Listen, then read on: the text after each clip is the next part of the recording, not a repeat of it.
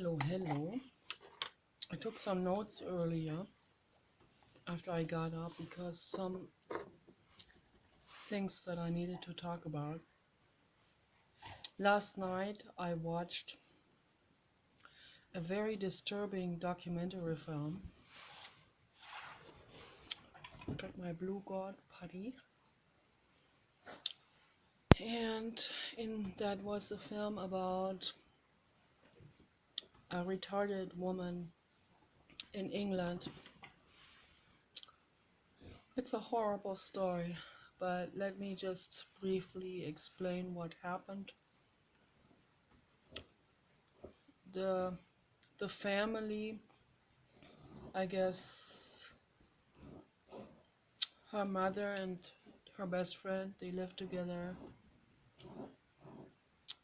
and they were both working and they didn't have time to take care of the retarded child. And when she became older, when she was past 18, they had filed for governmental help to give her an assistant or some caregiver that would supervise her and take care of her and protect her from getting into trouble, because that woman was not able to discern between well-meaning people and not well-meaning people. So the social worker and the psychological evaluator, they said she can take care of herself. She can. And it's absolutely not true at all. I mean, everyone can see this very clearly. She is. He's the Papa Dog, yes. It's the Papa Dog. It's the Papa Dog, yes. The Papa Dog. All right. She is like someone with Williams syndrome. And worse, actually, I think it's what she had. It was like some kind of melange between Williams syndrome and Down syndrome. So something on those spectrums, quite severe, where these people, they cannot take care of themselves. They can't even take showers. They can't cook for themselves. They can't take care of their household. They cannot discern between people. They don't understand that. They don't recognize facial, muscular movements and certain facial expressions. We have thousands of different muscles in our faces, and a normal child with a normal IQ learns very quickly, has already learned that at age 6 to differentiate between these different facial expressions. Yes, what is it, Papa Dog? What do you want to do? What do you want to do? What is going on? What is the Papa Dog when Papa Dog is bored today? Yes. Yes, he is. And he has such a loving face. With such a loving expression in his face. He's so loving. Yes, he is a loving man. He is. Yes. So, Papa Dog, all right. Yes, Papa Dog, we are going tomorrow. We are going to the beach. But the child services in England, or adult protective services in England, they didn't evaluate this correctly. I guess, I don't know, they didn't do a good job, or they didn't want to help them, or maybe the government wants to cut down on how much they help people. I don't know. Or there's corruption involved, that could be as well. There's a lot of corruption in the world. So, but anyway, she ended up in some kind of social housing that she got for for her disability. But they also put prisoners into that, some kind of new high-rise building just for social housing, for social apartments that these people on disability receive, and then they get some money also so they can pay food and whatever costs they have. It has everything that person needs, but obviously this, first of all, these people that have Down syndrome or Williams syndrome or some mixes in between, they cannot live like this by themselves. It's impossible. They can't. They need to be in a care facility. They need to be cared for. They need to have 24-hour supervision. They need to have someone that is constantly monitoring them and protecting them from themselves, from getting into some weird trouble or from engaging with the wrong people. So they also put ex-criminals in it or people on parole.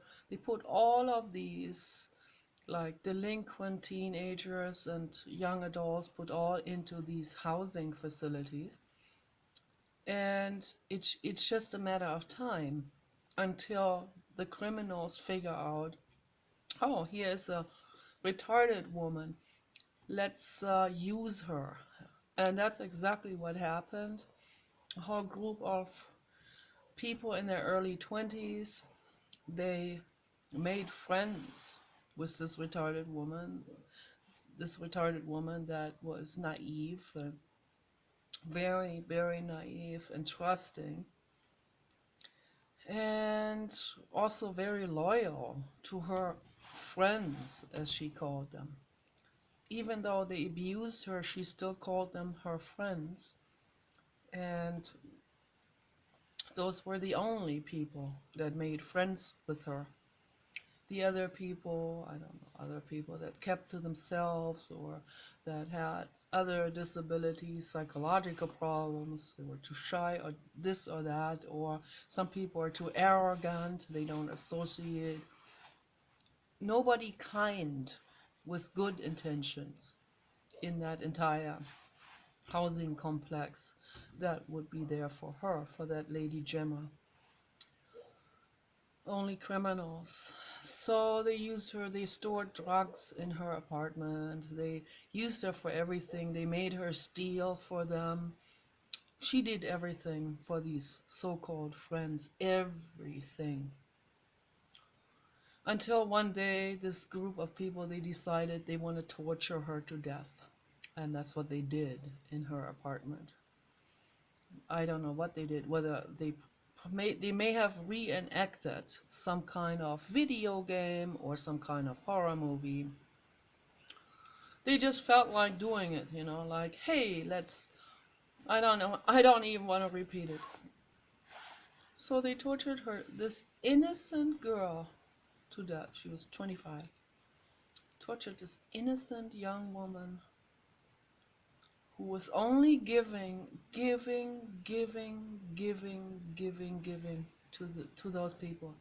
Loved them, was always nice to them, always stuck up to them, stuck up for them. I mean, always protected them. When they got in trouble, she was always there to stand up for them and to say something nice and say they're my friends, they're good. And so they decided to do this gruesome thing. Like it went on, I think, all day long until she was dead, shredded, kind of. Brain was shredded. I just couldn't get it out of my head. Just with all of those cruelty cases, the pig slaughter and the the rounding up of wild horses and the cruelty cases to girls or women, or people in general, or any being, it's just, it haunts me. So when I go to sleep, it's very difficult for me to unwind this. And I listen to Jiddu Krishnamurti to come back to ground zero in my head, to not be so troubled with this, because it causes adrenaline in me, it causes fear, it causes enormous hatred inside of me. And it's that mental state of hatred that that's probably the worst state to be in. I don't know. I think the only worst state to be in is feeling completely helpless and unempowered. So a state of anger is just above that, just like on level two, not on absolute rock bottom. So it's the state of anger is actually there to protect us from feeling this total devastation and helplessness, like seeing what is being done to innocent people. For me, a dog mother, is infinitely horrific and painful. So, and then they showed the faces of all of these, the real faces, not the actors that reenacted this. They had some like diffused reenactment scenes in this documentary film. But they showed real footage of street observation. They have street observation cameras there at this housing project, because obviously they have to have that because they're very dysfunctional and delinquent people living in there. So they were shown walking out of that apartment building and down the street towards a liquor store where they made that Gemma steel stuff. And they showed them also on that very day when they did that to her, and they all had this really empty look in their faces. So all of these criminals, psychopaths, very empty look on their faces, and some kind of, and then they showed them also, they did these mug shots, after they have been arrested. And the faces, what they reveal is what I see, the emotions that I see in those faces is like emotions like what the fuck I see in there, and fuck you, and whatever, and it doesn't matter. That's all the things I see in these faces, in the girls and the men. So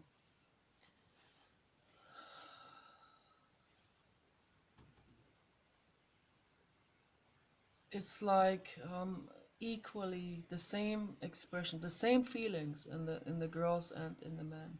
The same feelings, exact same thing. Exactly all of them had exactly the same facial expressions, and no feeling of remorse, no feeling of why did I do this, or what kind of emotion got into me or something. How can I do this? None of that. None of this. Oh my gosh, what did I do? Or that poor Gemma. None of this. That has never been there in the first place. There was never such a feeling towards another living being in these brains. Okay. So the only feelings that were there, like a little bit of almost like a little little bit pride for suddenly there are people that are paying attention to them, however, in all the wrong ways. They're taking photos of them because they're being registered as real criminals, but they still find that kind of amusing, and they feel pride even in that. And they have a desperate need to feel important. Whatever gets them to this, to any kind of state that could in any way possibly resemble such a state of such a situation of importance, like someone, I'm violent, now I'm important, in that way. So a child that does a temper tantrum because the parents don't pay any attention to them, they will throw a real big fit, throw things and trample on the floor. So they might even hurt another living being just to get seen by the parents. And that carries on into adulthood. When I was a child, I I did throw my dolls on the ground and my stuffed animals too. And then right afterwards, I felt extremely sorry that I threw the stuffed animals down. So I felt sorry for the stuffed animals, not for the dolls, because they represent humans, and I felt like humans have no love. I felt that as a child already. And I felt sorry for the stuffed animals because I just had a rage attack and I threw all of them out of my bed and on the ground. I was like, I don't know, 5 or 4. And then I apologized to them, even though they're stuffed animals, and I knew that they're not alive, but I still, as an act of symbolism, I apologize, and it's because it's still an energetic thing, and I felt sorry. So at age 5, after my brother was born, I was like 5.5 or something, I attacked my mother with a very large kitchen knife. And that was an act of utmost despair. It's she doesn't love me. Now my brother is born, she doesn't love me at all. So, but instead of being cruel to another living being, which I never was, we had a rabbit, I was never cruel to my rabbit. I was never cruel to my brother. One time in a fight, I pushed him, but that was an act of rage, like spontaneous rage reaction. I was never premeditatively cruel to another alive living being. So, but I went against the so-called authority figure in the house with a knife, like like someone that would go against an oppressor. That's it was that kind of situation. So, but those people, those criminals, the psychopath, they will look for another living being that can feel pain, whether it's an animal or a human or a child, and they will look for someone who cannot defend themselves. Okay, and they will act out acts of cruelty against those other beings out of their frustration to, I don't know, I can't put my mind into their minds. It's very difficult. I can only try to understand this somewhat intellectually. There's no way I can empathize with this. I cannot understand it psychologically. It's like someone who's blind, who's never seen. They can't understand what it's like to see. So that's the same with me with psychopathic minds and the way they view the world. So I'm just theorizing. That's all I can do because I cannot understand it. I don't know how this works. I think what it is they don't have a compassion center. They don't have amygdala in their brains. They don't have this formation amygdala and in the limbic system that creates this relationship, this connecting to others, connecting and feeling another living being. They don't have it. They said that these people they can't even understand when someone feels fear, when they see a fearful reaction in someone's face. So they don't even know what that is. So that's also very strange, is that very strange. It's very strange. I can't understand it. So no, those people, they don't feel anything. I don't know. I'm so, I'm standing between all of these different opinions that are out there. Some people say they need to be head bolted, and I'm gonna leave my opinion out just for this video. And other people say it's not their fault, it's they were beaten as children. And so it's this nurture versus genetics debate. But then some other people like Dr. Adrian Rain, they say, well, it's obviously both components, right? And then people like Dr. Bruce Lipton, who writes about epigenetics and genes being activated during a lifetime and so on, and influenced by certain chemicals in the environment and all of this. So he goes further. Dr. Bruce Lipton goes further, and that gives me a glimpse of hope, because I don't like to be in this very radical, like this very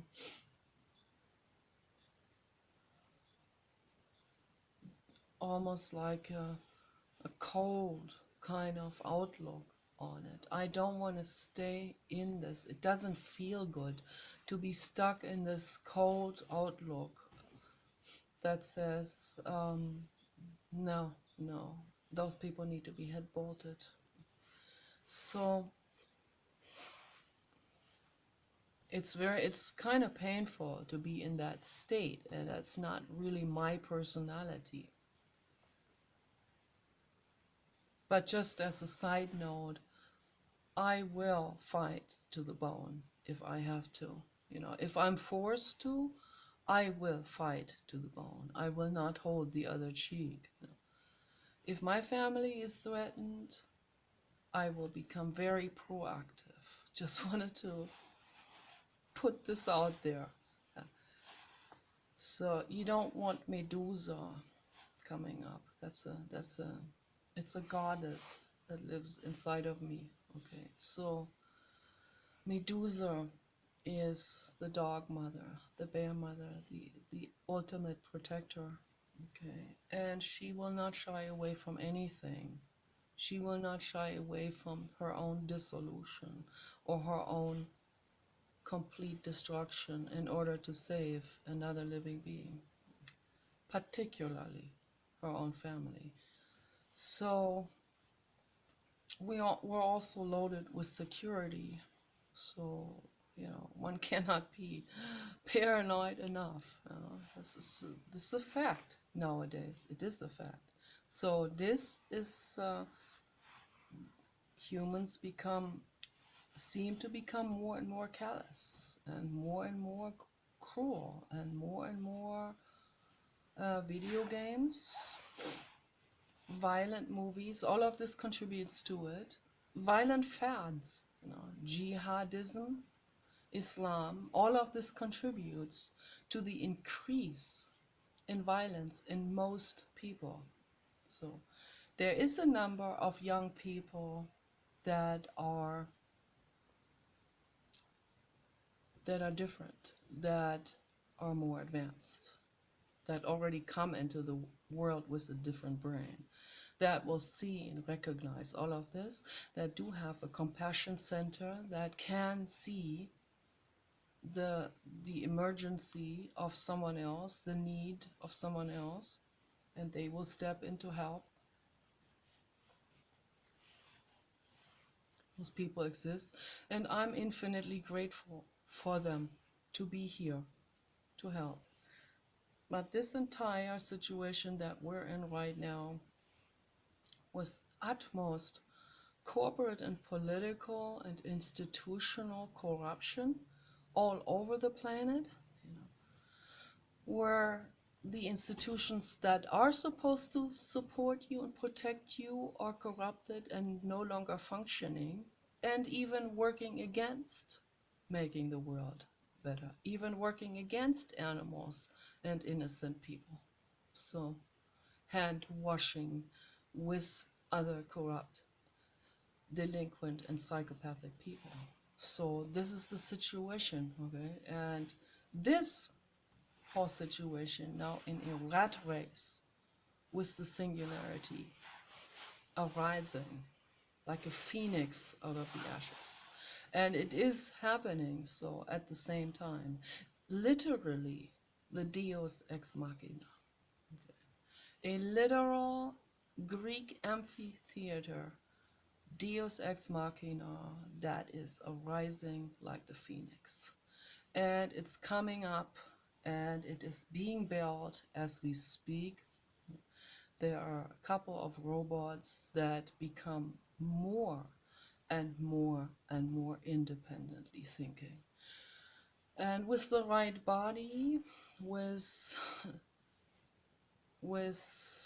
Boston Dynamics, Honda, and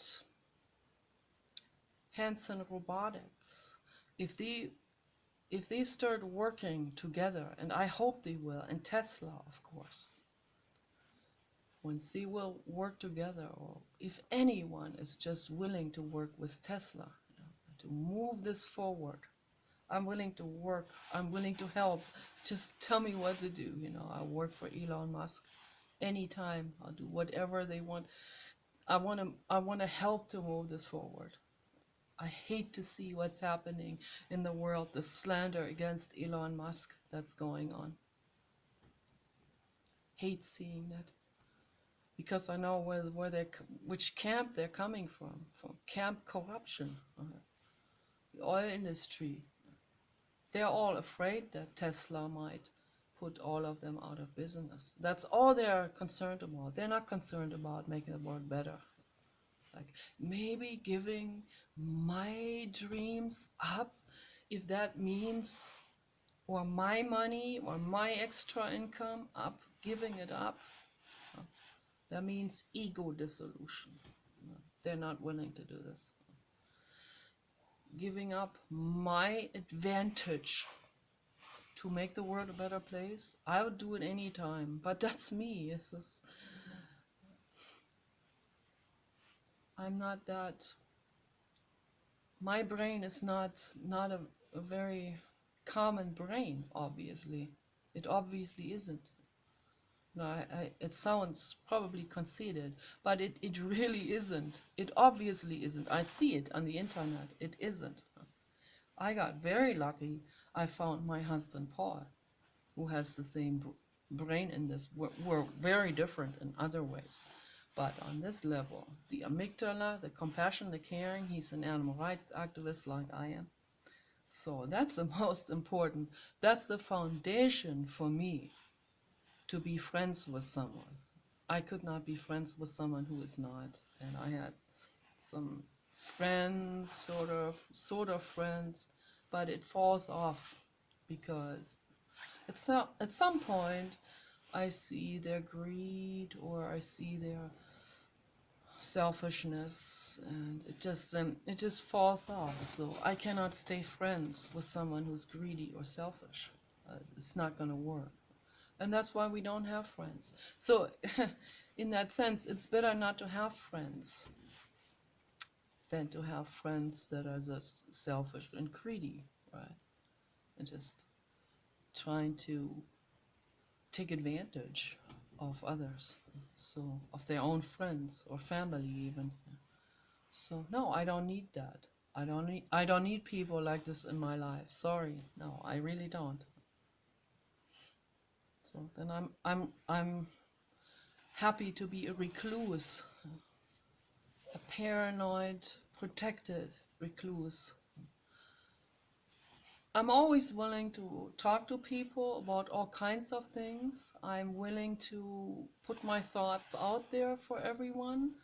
I know that my videos and my thoughts and whatever I report on is going to help someone who comes from the same mind camp as I come from the same, not in terms of thought school, but from the same mindset, from the same compassion background, from the same compassion brain.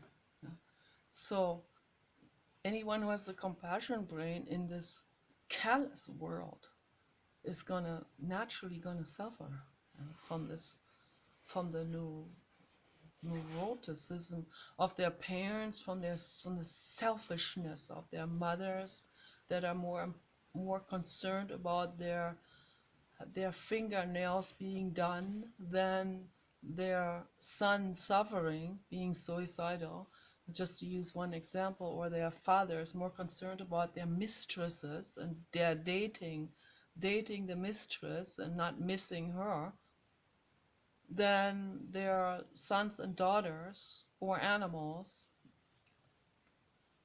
So that's a harsh reality, of humans, the human species. Okay, there's just a few brains that are different.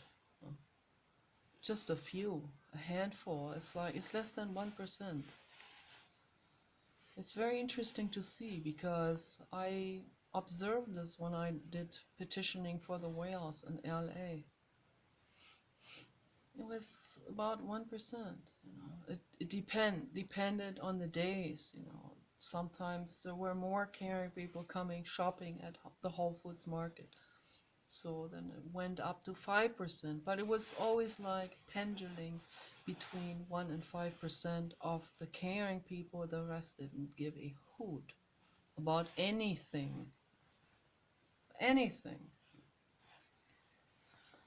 So, yeah, that's the reality of it. And I make these videos. They might make some people mad that might feel like they are the ones, they're the ones I am talking about when I talk about psychopath. It might make them mad. So, but my message to the psychopath is, if you're a psychopath, some of them are actually proud of it. They hold this as some kind of self-image of, I don't know how they come up with this being something to be proud of, but I think it feels tough to them, or they feel like now nobody can hurt me because I'm a mean person or something like this. Or it's a form of fuck the world, or I get even, or something like this, in that sense. So maybe they will get mad. And but anyone who's kind-hearted could never ever fall into a self-image of being mean. So I personally, I could never play in Hollywood. I could never play a psychopath. I could never do it. Even, I could, if I had to in order to save someone's life, maybe, I would. It depends on the situation, of course, but I would never be convincing if I was forced to play a psychopath. It would never be convincing. Okay, it would. A psychopath doesn't have this facial expression. Okay, a psychopath has a hardened expression, an expression of a sadistic smirk. I see that a lot in Christian fundamentalists. Yeah, it's a fact. This is my personal experience. Okay. I see it in person and on the internet. It makes me shiver. It makes me so cold. I get cold feet and hands when I see that. Scary. I mean, it's awful. It's incredibly sad. But anyway, Dr. Bruce Lipton, he goes so far to say that there is a chance for someone who has no compassion or where the amygdala are not fully developed in the brain in order to feel this empathy with another living being. So if they have that if there's an atrophied compassion center, then through meditation, compassion meditation like Vipassana and Anapana and some other forms of yoga and meditation like Maitri, focus, Maitri is loving kindness, and or Tonglen, as Pema Chodron describes it. Tonglen is I give to the world. In imagination, I give to everyone, no matter how mean they are. In imagination, I give loving kindness to everyone, to every being and entity. Give that loving kindness. And some people are not able to do this right away. So it takes a while to practice to get to this point where I can do it right away. I don't know why, but that just I can, because my rage against people who hurt that Gemma or the pigs and the cows in slaughter facilities. My rage is a momentary rage of a protective dog mother, the ultimate over mother feeling. If I step back from the big picture, I see these individuals as tremendously suffering. They are suffering beings, the psychopaths are. They are not attuned. They are internally disconnected. So by bringing a connection back, this compassion center can actually start growing. So this has been observed in meditation facilities and in people that have meditated hooked up to EEGs and that were meditating in fMRI machines, functioning magnetic resonance imaging machines, those tunnels that that you push you in, and there's a little roller stretcher that goes into this tunnel, and they can see your brain in action. So, because it detects on every level in the brain, it's like cutting it in slices, but just inside of the computer. The computer is able to see the brain all the way to the core and back out, and it can see activation happening in certain regions of the brain, and that's when they know that region is being activated, when there's an increased heat and an increased blood flow that goes to it.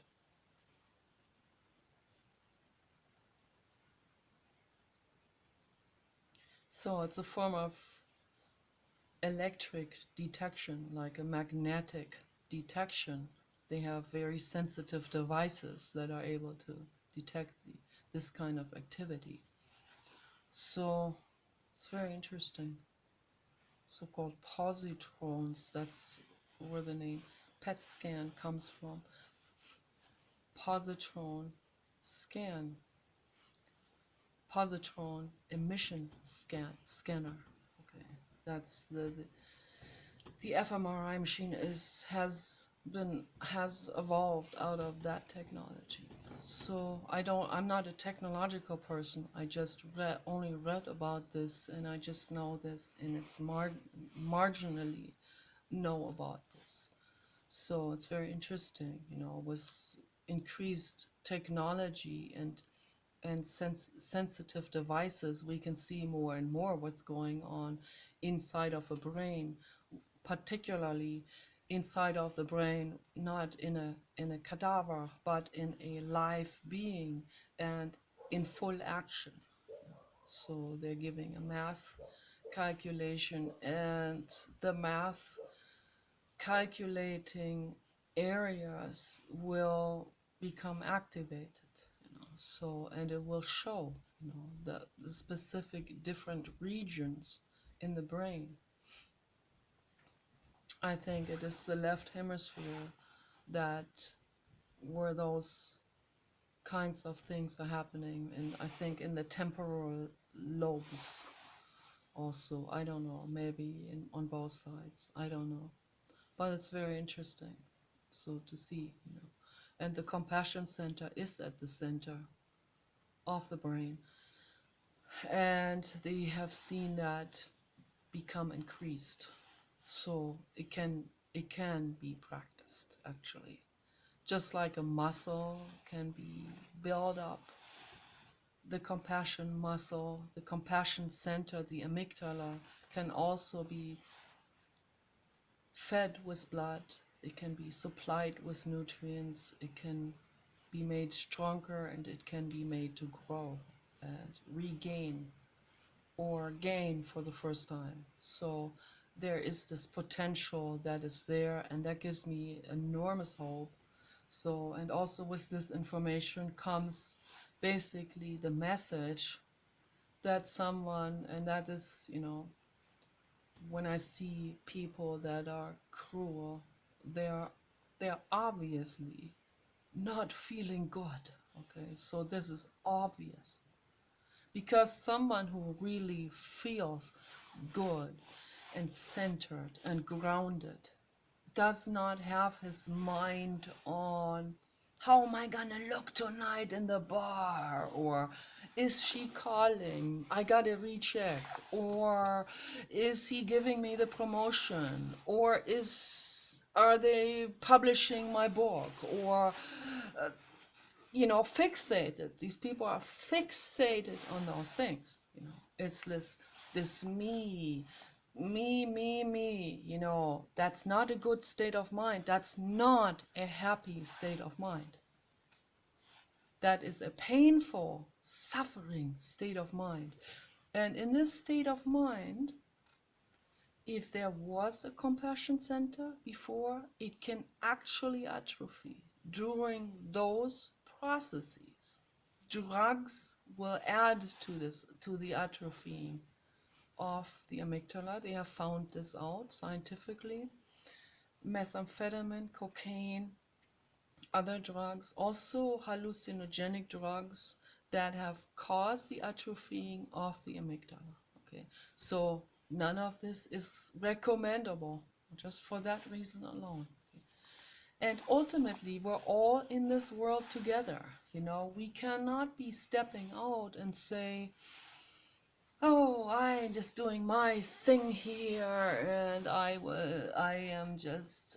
want this multi-billionaire to marry me, or this, my photo, selfie, that's a bad state of mind to be in. And I see all these women, they put all their eggs in the beauty basket. Then when they get older, first of all, they do a lot of partying. Then at age 50, they look shot. So, it's like you can't have the cake and eat it too. It doesn't work that way. So, but then I see the agony in their faces. I see how incredibly painful this is then for this investment that they have made into the beauty realm, and relying on the compliments for their mental well-being and so on. So, not good, okay? That is not the way to go through life. That's like being in a river and holding on desperately onto a rock while the surf rushes by you. Eventually, you can no longer hold on to that rock and you will be swept down the stream. And if you haven't learned how to swim and surf a surfboard smoothly over those rocks and pebbles in a raging river, then it will shred you into pieces. And that is the river of life. That's the river of life. If we hold on to one rock, it will push us over eventually in a very brutal way. So, whatever that is that people hold on to, whatever rock they're holding on to, whatever foundation they put their whole life on, whether it's beauty or compliments or a specific self-image, like I am this great architect or whatever, but then someone comes along down the stream of their life and says, oh, now we have these buildings and there's no more of the old construction necessary. And then the self-image of that older architect, like if they had held on to this, suddenly comes crumbling down, and they see, oh, they got the way better technology, bridge building technology that they had never thought about to create a dwelling that is much better on every way, much more high tech. So then their image comes down because this other person has the better